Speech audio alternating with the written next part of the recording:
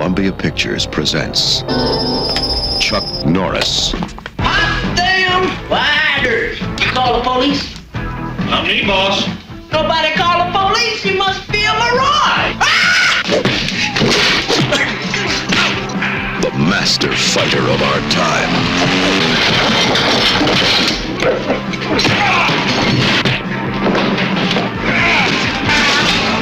But not even he could imagine the power of the indestructible man he is about to face.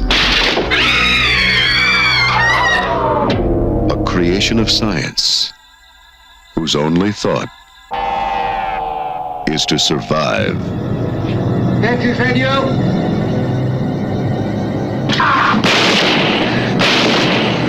The unstoppable terror of silent rage.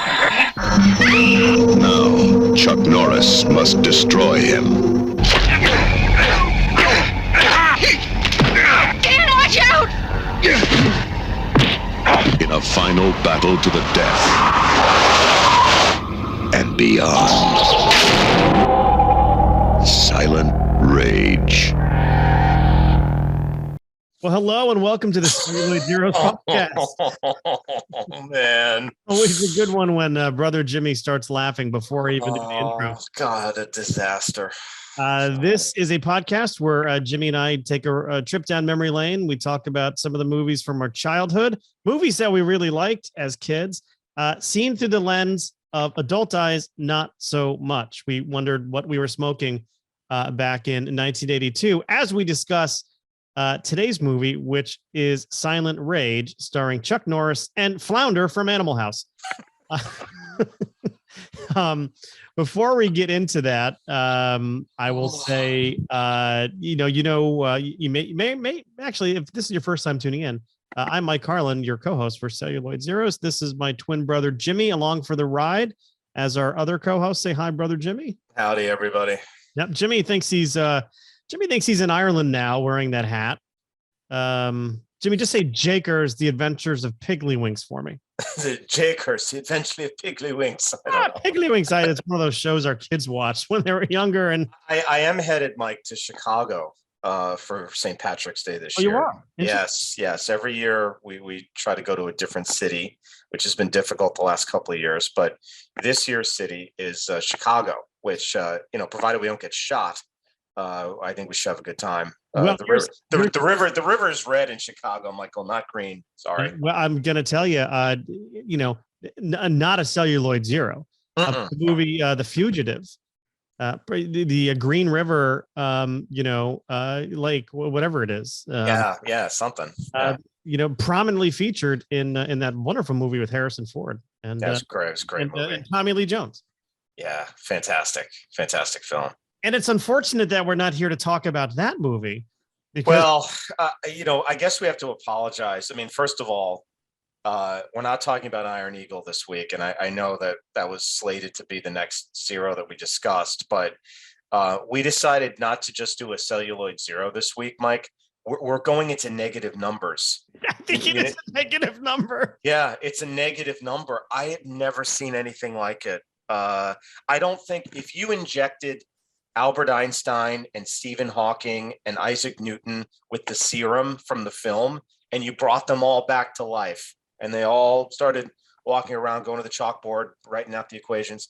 They couldn't figure this out. They couldn't figure out how in the hell this movie was ever allowed to be released. In my mind, what they would do after seeing the film was immediately commit suicide and go back to the great beyond. Because they would wonder what happened to our society that somebody even, greenlit this movie. But I know. We'll get into that. Let's tell the people what it's about. I will give a brief overview and I'll go into a little bit more depth. But here's the premise of the movie. Oh, God bless you. Here's the premise. A crazed man who has killed a number of people with an axe. I mean, in the opening scene of the movie, we don't know why he's crazy. We know he's got some pills that he can't seem to get in his mouth. We know that he's got a doctor then all of a sudden he winds up killing a man with an axe, and then he kills the man's wife with an axe. And we don't know what happens to the kids, by the way, afterwards. But He's living in a home with children. What's he doing in the house? it's like the Airbnb of 1982. It's whatever Airbnb was. This is the precursor to Airbnb in 1982. He's living in someone's house. So he kills these people with an axe. The town sheriff, small town in Texas, comes and kicks his butt. That, of course, being played by Chuck Norris. Which is why I say this is probably the most dangerous episode we've ever done, because we are going to be criticizing a Chuck Norris film. Yes. But he plays Dan Stevens. This man apparently has some superhuman strength even before getting injected with the bug juice that they eventually eject him, because he breaks his handcuffs and he escapes the car. Flounder almost kills Chuck Norris. Trying to shoot towards the criminal. Chuck catches up to him and beats him up. Then they wind up in a bit of a struggle. Yeah. Chuck brings him in. He winds up getting shot numerous times. And I might have the events out of order here, but eventually what happens is he basically gets Amadou Diallo'd by the police. Unfortunate reference, I understand. Yeah, but quite. Yes. It's too soon. So he is then rushed to a hospital, but not just any ordinary hospital. It is an experimental hospital. Yeah. Where they put him through surgery. They one crazy mad scientist type injects him with some experimental, I call it bug juice, whatever you want to call it, some kind of serum. And this turns him into like he just heals, everything in his body heals. And there's actually a scene where they take a scalpel and they start chopping him up, and then you see his skin kind of. So anyway, the guy's got now superhuman strength. He can't be killed because his body just heals itself, like like Swamp Thing. I mean, this movie makes Swamp Thing look like the goddamn Godfather. Yeah. So he eventually escapes the hospital, goes on another murderous rampage, seeking vengeance on the doctor who said, "Hey, this guy should just die," and kills that doctor, kills his wife, kills more people back at the institute, even kills his Victor Frankensteinian creator. Yeah. And then it's a final showdown between him and Chuck Norris. Chuck eventually gets the upper hand by roundhouse kicks. I mean, bullets won't stop this guy, but the roundhouse and spinning back kicks apparently, they hit him. He gets shoved into a very deep well, and we think that's the end of it. Certainly, Chuck Norris thinks that's the end of it because he kind of rides off into the sunset. But what happens in the last frame of the movie, Jim? Yeah, you see this character, this zombie-like man, emerge from the water deep down in the well, and you assume that he's going to find his way out of the well. Yeah. And the thing is, I did a little reading on the film. The creator imagined a franchise, kind of slasher film, kind of like in the era of Jason Voorhees, Michael Myers, all that stuff. Chuck did not want to touch this thing with a 10-foot pole, so it just kind of died there. But let's talk about this movie a little bit, Jim. I mean, the premise isn't something that we haven't seen before with traditional slasher type films, right? You've got your Friday the 13th with this super villain, who can't be killed. Yeah. You've got your heroes like in those movies, what Freddy, the kids fighting Freddy Krueger, or Kirsty fighting the Cenobites, in the Hellraiser movies, which are much more watchable than this. I think what's different about this is, we had Chuck Norris up until this point in time was really known as a martial arts, film star. He had the big movie with Bruce Lee, a lot of different appearances up until this point. So this is like a genre switch for him. Yeah. First time, perhaps as a leading man character. They try to put a little humor in here with Flounder from Animal House as the bumbling deputy.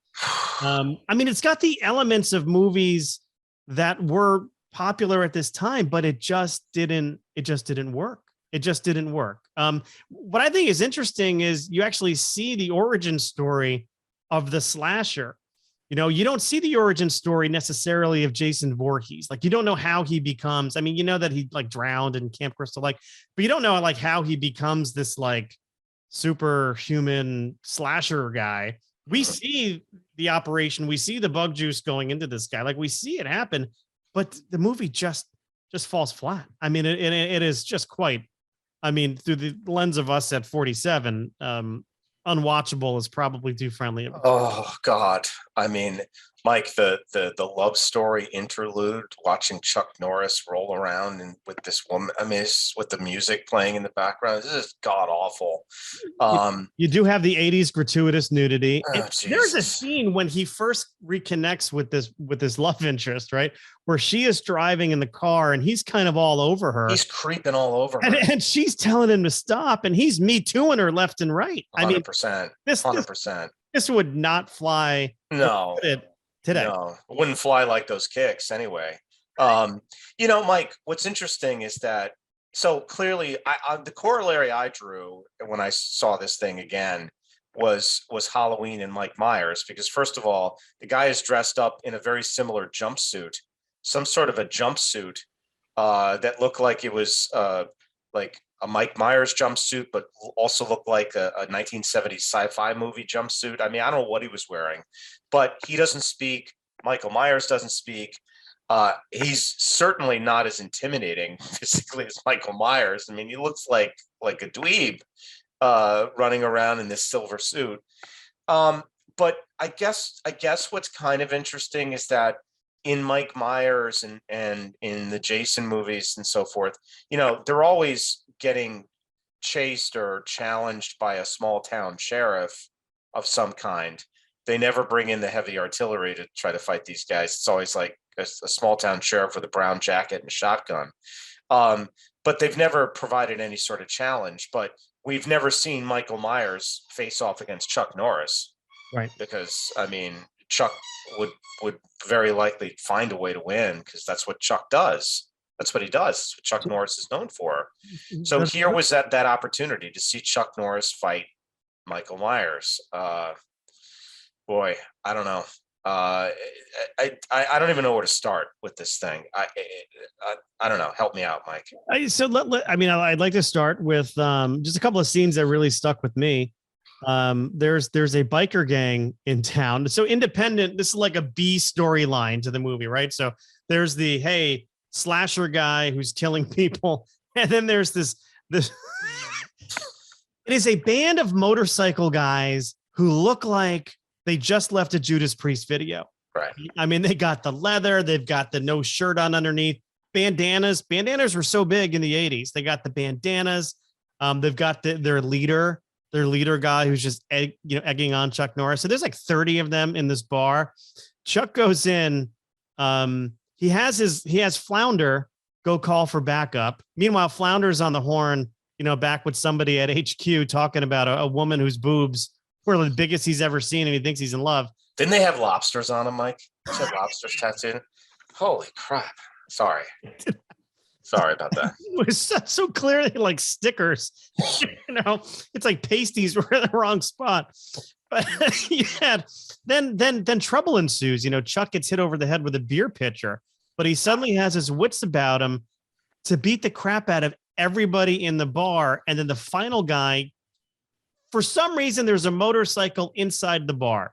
Yes. The guy starts the bike, and his big plan is to get away on the motorcycle. Meanwhile, the door's not open. Like, he's going to have to get off the bike to open the door, because Chuck certainly isn't going to open the door for him. I don't know what his master plan was, but motorcycle in the bar, gets on it. Chuck has some kind of an instrument. I can't remember what it was. If it was a pool cue or something. And he basically clotheslines the guy somehow. Or no, he jams it maybe in the spokes of the bike. Possible. It's possible. And the bike flies out the window. Yeah. There was no ramp. I mean, defying all laws of gravity. And so he beats up the biker gang single-handedly. Yeah. And they all look dead. It's almost like it was like a mass murder. I mean, no one's moving. But to me, that scene was, I mean, that would have been worth the $3 ticket, perhaps, Sure. in 82, right? So that was a fun scene. You know, so there's that. Any one scene in particular that you know you recall or want to talk about, Jim?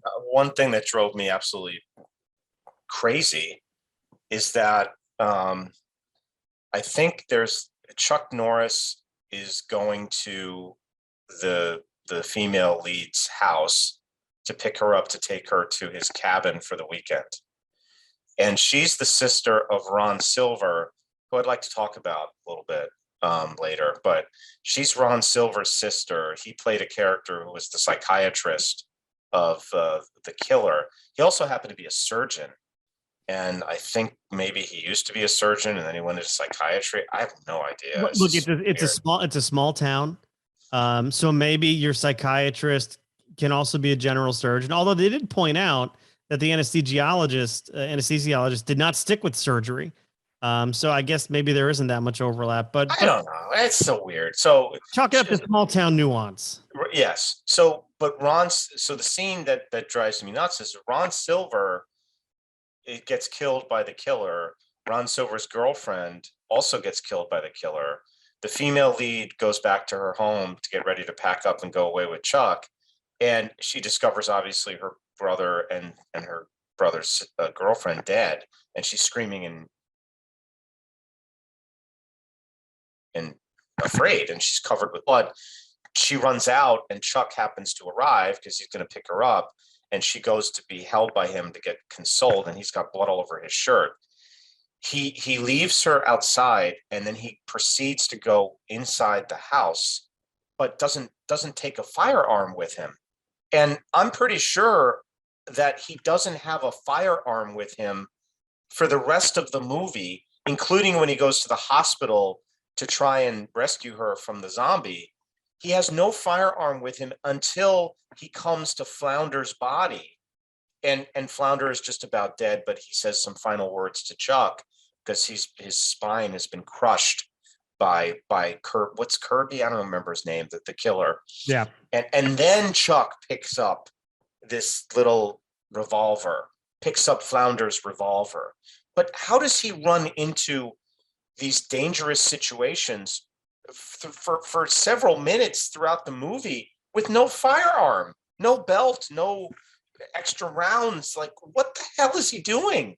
Like, does he really have that much confidence in his fighting style that he's going to be able to deal with this? Well, yeah, you know, Jeet Kune Do can beat guns. Apparently, it would have been great if they let Flounder say as his last words, "Fat, drunk, and stupid is no way to go through life, son." Yeah. Even though those words were not spoken to Flounder in Animal House, I think that would have been a good callback. Poor guy. I mean, Animal House was kind of his claim to fame, and I don't know that he ever did anything else with his career. But somehow he got this steaming turd served up by his agent and said, "Hey, why don't you go be Chuck Norris's deputy? It'd be good for you." I mean, so a couple of things. I mean, the right off the bat, the potential to offend in this movie, specifically in today's eyes, is quite high because the opening scene is Kirby in bed. There's a phone ringing, and then a kid knocks at the door. And do you remember what the kid is holding in his hands as he knocks on the door? He's got a plastic. I think I've had this when I was a kid. It's a green plastic machine gun. A machine gun. Yeah. That makes the brrr sound when you press it down. So I'm pretty sure I had the same one. And the kids are driving the mom crazy. You know, she's yelling at him for like just playing. They're playing outside and she's yelling at him. They come inside and she yells at him to go to the park. But the mom says, and this would never fly today. What? The mom says, "You kids are a bunch of wild Indians." Oh yeah. And that's a no-no. I mean, you can't say you kids are a bunch of BIPOCs. No, of course not. Of course not. It's Crazy Horse. Right. So there's high potential to offend there. And And then, you know, what was cracking me up when Chuck Norris shows up, you know, onto the scene, he pulls up in a white Bronco. Yes. And I'm like, I'm like, it'd be great if there was a chase. Oh my God, Some of kind of course. Of chase. course. Yeah, Al Cowling's out there racing through traffic. Of course. Oh God. Hey, did you notice when they shoot him up with the bug juice? Mhm. And I this has to be intentional, but do you remember what position his arms were in when they shoot him up with the bug juice? Boy, I don't recall, Mike. He's in crucifix position. So now, Really? now I'm thinking to myself, wow, this is like a resurrection story here, right? I mean, but it's like Very, very good. Very he's good. resurrecting like the Antichrist in a way. Well, right? I think that it's very possible that that's exactly what they were alluding to. Holy cow! Yeah. Holy cow! So that's that, Jim. I mean, for you, does this remind you of anything at all? Because it reminded me of another movie, but I'm curious if it reminded you of anything. I guess maybe that's the one positive thing. As bad as this movie was, I guess it didn't remind me of much else. I like, because I've said this before on this podcast. I'm a huge Chuck Norris fan. You know, there's Chuck Norris guys and Bruce Lee guys, and I was always a Chuck Norris guy. I have enormous amount of respect for Chuck Norris. I think he's fantastic. But this thing was awful. It's god awful. It's got to be among the worst movies that I've ever seen. And for this podcast, that says a lot. So on the positive side, Mike, I can't think of another movie this reminds me of. Thankfully. What does it remind you of? And I'll tell you why. I mean, completely different movies, in terms of plot and everything. But when Schwarzenegger was making the transition from Conan the Barbarian, Red Sonja, Hercules in New York, right? When he does a film called Raw Deal. Oh, sure. The mob movie. Movie, right? Where he's no longer like in a loincloth. He's wearing like these suits, and it's like a genre switch for him. Now, it's not the greatest movie ever made. Like it's a pretty terrible movie. It's low on the list, yeah. But to me, these movies are similar in that they're taking this asset, right? Whether it's Chuck or Arnold, who's known for one thing, and they're trying to transition him into something else to kind of further their career. And to me, that's kind of what Hollywood's doing in this film, right? In Silent Rage with Norris. Because then, of course, afterwards, Chuck goes on to being like an action star, like a honest to goodness, Missing in Action, Delta Force, all the other Chuck Norris movies that I mean, there's so many, you can't even name them all. So, I mean, to me, that's what's happening here. It's like, it's a risk. It's a risk for Chuck. He takes it on, does a genre switch, but this opens him up to be able to do, other things down the line. Yeah, because he had done some movies in the 70s. So before this movie, he was in a movie called A Force of One, where he actually plays a karate instructor who is hired by the police department, I think it's the San Francisco Police Department, to train their officers in self-defense because there is a homicidal maniac karate killer on the loose, who actually I think was Bill Superfoot Wallace. I mean, and the movie was not so great, but it is great. I mean, it's phenomenal. It'll never be a zero because I love it so much. But he played a karate guy in that movie, and he played, I think, another karate-ish guy in like the Octagon movie. So it was always karate. Right, This one, never a leading man though. Like he was never. Yeah, I suppose that's right. I mean, there's always a larger cast. I mean, this movie was different because, and I can't remember when Lone Wolf McQuade slots into it, but I don't remember like in what area, because it was a sheriff in that too. But anyway, you're right. I mean, this was definitely because martial arts, I mean, in as much as he did use martial arts in this movie, And of course, there was the bar brawl where, because he's a martial arts master, he's able to beat up like 20 guys, which is ridiculous. I mean, it's not going to happen, but whatever. So there is that, but the movie was not really a karate movie. I guess that's kind of your point, right? I mean, it's not a pure karate movie. And when you start making that transition into the 80s with Chuck, and this is kind of the first 80s film for him, I think, you get into the missing in action movies, which made him a star. I mean, those movies made him what he is. And Delta Force was another ensemble movie. It had Mike, what's his name? Lee Marvin. Yeah. It was a fantastic movie. I mean, I was silly, or obviously. I mean, they're all kind of silly, but yeah, it made him a star. And this, but I think, like, if you're looking at the movies, like if there's ever like an award show where they're talking about Chuck Norris and they're trying to highlight some of the achievements in his career, this is one you kind of maybe like skip by it. Like, oh yeah, there was the monster picture. Like, just forget about that. But Yeah. I don't know. But Mike, one thing I do want to mention, Mike, because I know we always run long, but I do want to mention this. There's an actor in this movie who I always thought was a much better actor than the opportunities that he ever received in terms of acting opportunities. I just repeat myself. And that's Ron Silver. I always thought that he was a much better actor than the movies that he got stuck in. And I don't pretend to know the filmography of Ron Silver. I just know that this movie is an example. He actually is a good actor. He's a convincing actor. He played a good, role in this. I mean, he's convincing.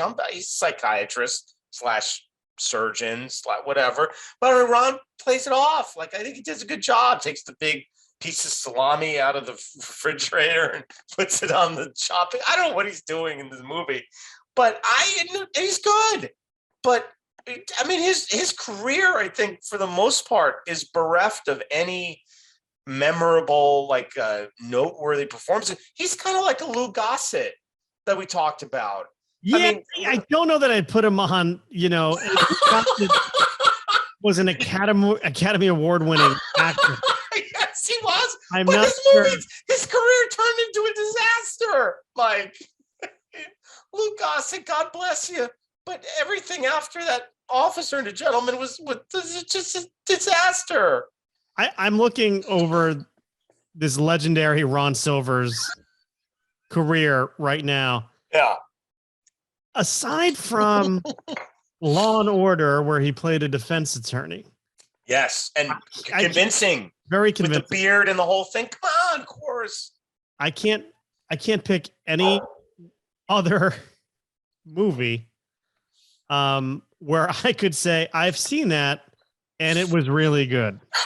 I don't know where you're getting your Ron Silver insight from. I don't know. I don't know why. I don't know why. I know, and he's no longer with us. He passed away. He did pass He away. did. But I just thought Ron Silver was a good actor, and I don't know why he didn't get more opportunities. I don't know. I'm not sure. Well, maybe it was his portrayal in Time Cop that Is he in Time Cop? Van Damme was Van Damme. That was a Van Dammer, right? He did some Van Damage in that. Oh, that son of a gun, that Van Damme. Ooh. Yeah. Well, at least Van Damme is in on the joke with himself now, Oh, 100%. That thing he did on the TV, the streaming thing, it was great. Yeah, it was great. Of course. I mean, nobody wants you to take yourself so damn seriously, after all, No. Interesting story. When I as you know, Jim, I did a 6-month stint in the Los Angeles area of California. And at the time I was training in the martial arts. I had left Connecticut as a purple belt with stripe, maybe, a year and a half, 2 years in. Sure. Yeah. And I wanted to continue my training out in California. And I thought it would be a great way to meet other people, right? Absolutely. Absolutely. So I went to 3 different dojos to meet their senior instructors, their senseis, what's the other word we use? Not senpai. Right. They're shihans. I want Shihans. shihans, or maybe even a kyoshi if I were so fortunate. Yeah. Every dojo I went to had a picture of the instructors with Chuck Norris. Every single one. Yeah. Every single one Right. had pictures with Chuck, and he must have just done the circuit and just kind of doing appearances or Sure. Yeah. Of that's course. but certainly. Well, here's a question for you. Yeah. Do you think his portrayal of the small town sheriff in Silent Rage set him up for Walker, Texas Ranger? Absolutely. I mean, you could connect Lone Wolf McQuade, Sheriff Dabadoo, whatever his name was in this movie, and Walker, Texas Ranger. And, we can laugh at Chuck Norris. Like, everyone gets a good laugh at Chuck. He's laughing all the way to the bank. Because I will tell you, for the record, I will never laugh at Chuck Norris. No, I know. I mean, listen, I watched every episode of Walker, Texas Ranger. He even, Mike, if you haven't seen these movies, you should watch them. He was in some made-for-TV movies. They might have been in the early 2000s. I don't really remember. I think it was after, like, Walker, Texas Ranger ended somewhere maybe in the mid-2000s. I can't remember. But after Walker, or maybe before Walker ended and they were still producing the show, he was in these movies called The President's Man. The President's Man. Just take a look at him. He's not really the lead. There's another actor who he trains to be the lead, but they're preposterous, but they're very entertaining and fun. But he is forever the sheriff. He's forever the Texas Ranger, Chuck Norris. It's amazing what he's been able to do. And he's got to be in his mid-70s at this point, and he could still play it. Well, I mean, he keeps himself in phenomenal shape. Because he's got that Chuck Norris home gym. He's got the Chuck home gym with the Christy Brinkley, right? He does the whole thing. I think so. But he's still in great shape. He still trains in martial arts. I've mentioned this before in the podcast. He's a Tang Soo Do master of that art form, but he's also studied other martial arts, and I believe has earned a black belt in Brazilian Jiu-Jitsu, which is not an easy thing to do. It's not an easy thing to do. So Chuck Norris is the real deal. He is a real bona fide badass, and his movies, I mean, some of them are let's say better than others, but he built a whole career. Do you know how they came up with the name Tang Soo Do? No. Well, a bunch of these karate guys were together. They were talking about astronauts, and of course that led to what did the astronauts drink? And they drank Tang. These guys just whipped up a bunch of Tang, and it inspired them to start. I don't know. It's a stupid joke. Wow. I bailed on that. Bailed on that joke. I mean, without a parachute, I don't deserve to go on after something that bad. I mean, Mike, some martial arts are not as effective as others. I mean, there's a fighting style called Some Dumb Guy, and you wind up just walking into the wall. You're walking every punch. Yeah. Some dumb guy. Well, yeah, We Too Low is also. Oh, they're gonna kill us, man. I mean, I don't know. Well, then there's that form Bang Ding Ow, which you walk away with a couple of black and blues after. Well, why, Mike? Answer me this question. Why was it so? There's Holy Fook, which is tough on some people. Why was it so important for the director in this movie, for the people who wrote the screenplay? Were they really trying to turn Chuck Norris into a romantic leading man? Was that really what was going on in this thing? Like, I don't know. Was this around 9.5 weeks in movies? Like, I don't remember like where we are in the timeline. I think it's a genre move where there was always a love scene in R-rated movies of that time. Right. And this movie probably would get a PG-13 if PG-13 had been around, but sure. was an R-rated movie. I think they needed to. They knew who their audience is. Their audience is going to be young men, so you needed to have a love scene in there. You needed to have some boobage. I don't know if it'd be PG-13 though, Mike. It's too much breasts, too many breasts hanging out in the movie. I mean, she was naked. I mean, topless in bed. I don't know. 13-year-olds aren't gonna. I don't think they're gonna let them see it. I don't think. I just don't think it gets made because Chuck's a leading man and an alpha guy, and he's seduces this woman, and then she turns on him the next day, like, "Well, we can't do this. We're not getting back together." It's like, what just happened last night? Like, I mean, were you in the same spot? I don't know. She pulled the Taylor Swift on him, right? She's like, "We are never ever getting back together." But then a day later, she's like, "Just kidding. Put on a record." I'm sorry, Chuck. I'm sorry. You know me. I'm just confused. Well, Holy Christmas. Tell you what, the movie's not great. It is entertaining. Sure. Yeah. If the movie hadn't been made, we would not have had this discussion. We'd be talking about Iron Eagle, talking about Chappie Sinclair, stealing a couple F-14s. I mean, does it make any sense at all? It makes no sense. Like, I gotta get my dad. Then we're going to get rewarded by getting admitted to one of the most elite academies in the world at the end because we stole a jet. What are we going to do? We're getting ahead of ourselves. I know. Sorry. We've got to table that. All right. Anything else to say about this most dangerous episode of Celluloid Heroes ever, Tim? No, I mean, look, it's a absolutely horrific movie. It could be among all the movies that we have reviewed on this podcast to date, and there's been several. It could be the worst film of the lot. I mean, I really do. I think I'd rather watch Yellowbeard on an endless loop every day for the rest of my life than ever have to watch this thing again. And that pains me to say that because I love Chuck Norris, but I don't think I could ever sit through this again. I've got acute airing. I don't care about your jewelry. I don't know. Yellowbeard had some one-liners. I might put this slightly above Oscar. I mean, Oscar is pretty unwatchable. And Doozy would challenge you on that. I think. He's a big fan of that movie, but he was also a big fan of Marissa Tomei back in the day. Well, I was a big fan of Oscar when I first saw it. Not so much anymore. I mean, just snaps provolone. I know. What are you gonna do? What are you gonna do? Well, I think we're putting this one to bed, Jim. We're not going to promise Iron Eagle for next week because we might change our minds. And for the 13 people who listen to this, don't be too disappointed. Just promise me, Mike, despite the serum, can you just promise me this movie never comes back? Like we never have to deal with this again?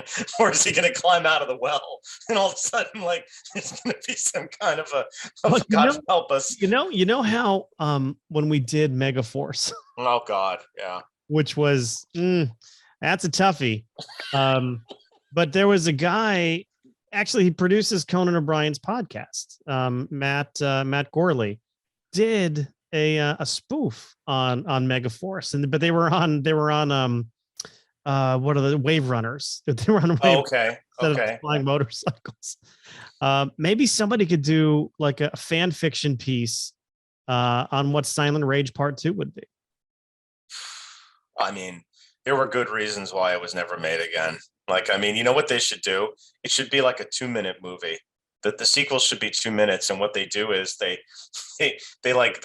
bring in like a construction crew, and they just like fill the well with like cement and just like dynamite it in. So that, no, sorry, we're just kidding. He's not coming out of the well. We're not going to put anyone else through this.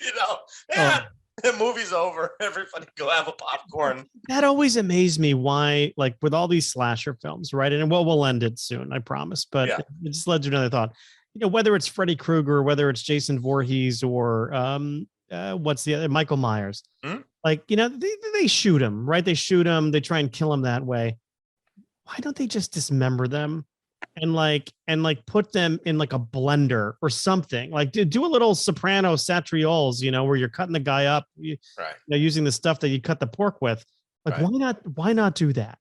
Because I mean, can you reanimate from that? I don't think so. I mean, we have weapons that will absolutely disintegrate you. I mean, why can't we just disintegrate them. Remember Predator? Remember the Predator? Remember the Jesse the Body weapon that he used? Oh, He yeah, the just Gatling gun. he's like a Gatling gun from a helicopter. He just carries it around the woods. Like that's a smart idea when you're trying. On. Yeah. How But, many times when we were watching wrestling back in the 80s, how many times did they promo Jesse the Body's Predator? Oh, absolutely. But you know something? If you're only going to be in one movie, I don't know how many movies Jesse Ventura was in. But if you're only going to ever be in one movie, why not be in that movie? It was fantastic. I mean, Well, zero after he became a Republican. yeah, but then he became like one of these Libertarian. independent libertarian guys. Yeah.